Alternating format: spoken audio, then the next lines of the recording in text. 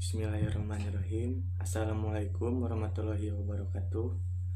Saya Wijaya Gitias Nugraha dari kelas manajemen A karyawan akan mempresentasikan tentang standar operasional prosedur. Pengertian standar operasional prosedur adalah salah satu dokumen yang berkaitan dengan prosedur yang dilakukan secara kronologis untuk menyelesaikan pesanan yang bertujuan untuk mendapatkan pekerjaan yang efektif dari para pekerja dan biaya serendah mungkin. Menurut M. Budiharjo, standar operasional prosedur adalah fase dari proses kerja atau proses kerja tertentu yang secara rutin, permanen, dan tidak diubah standarisasi dalam dokumen tertulis. Sedangkan menurut Saili Lendra, standar operasional prosedur adalah panduan kerja yang berguna untuk memastikan bahwa kegiatan operasional suatu organisasi atau perusahaan berjalan dengan baik dan lancar. Berikutnya tujuan standar operasional prosedur. Pertama, mempertahankan tingkat kinerja yang seragam atau keadaan tertentu serta kepuasan dan lingkungan saat melakukan tugas atau tugas tertentu. Kedua, sebagai referensi saat melakukan kegiatan tertentu untuk kolega dan atasan. Tiga, untuk menghindari kesalahan atau kesalahan, konflik, keraguan, pemborosan, dan pelaksanaan kegiatan dihindari dan dikurangi. Keempat, merupakan parameter untuk menilai kualitas layanan. 5.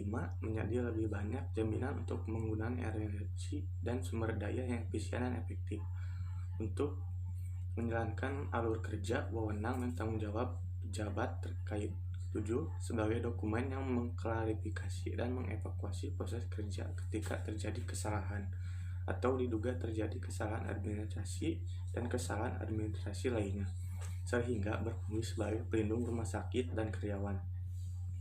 8. Digunakan sebagai dokumen dalam pelatihan. 9. Sebagai dokumen historis ketika revisi SOP baru telah dibuat. Berikutnya fungsi standar operasional prosedur. 1. Membantu dengan pekerja, karyawan, tim, atau unit kerja. 2. Sebagai dasar hukum yang kuat untuk penyimpangan. 3. Memberikan pengetahuan tentang hambatan yang dialami dan akan dialami karyawan. 4. Dapat memberikan instruksi kepada karyawan untuk menjaga disiplin di tempat kerja. 5. Sebagai pedoman saat melakukan pekerjaan atau tugas.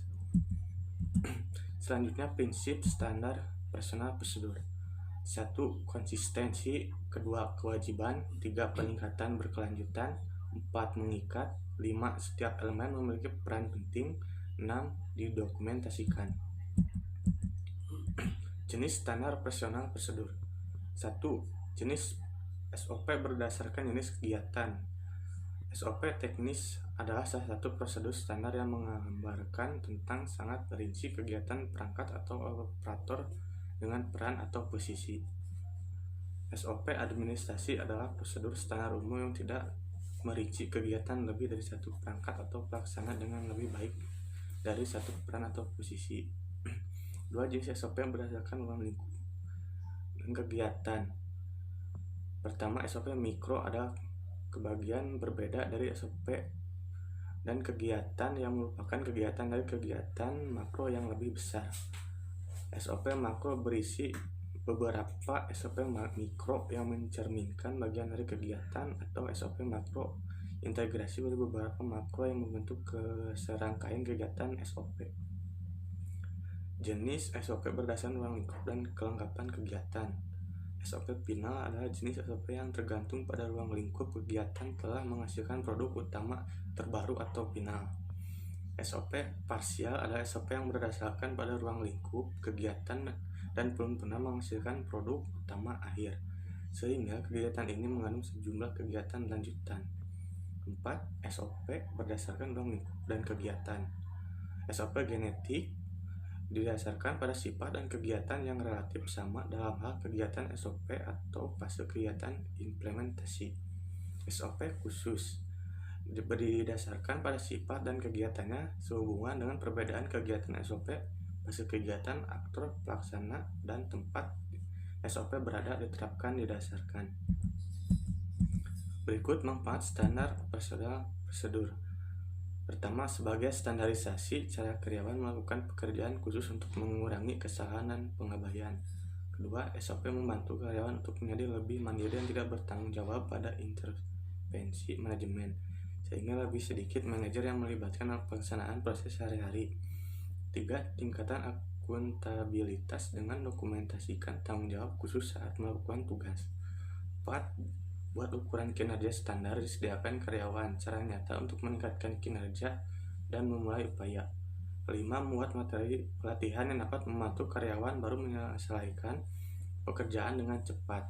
6. Menunjukkan kinerja bahwa organisasi tersebut efisien dan dikelola dengan baik.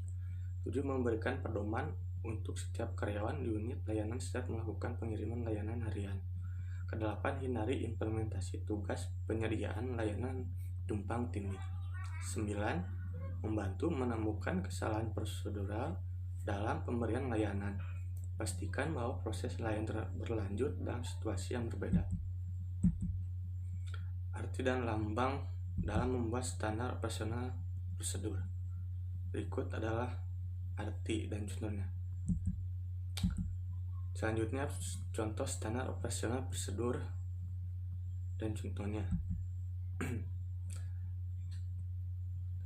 Contoh SOP dimulai penting membuat permohonan SPPD.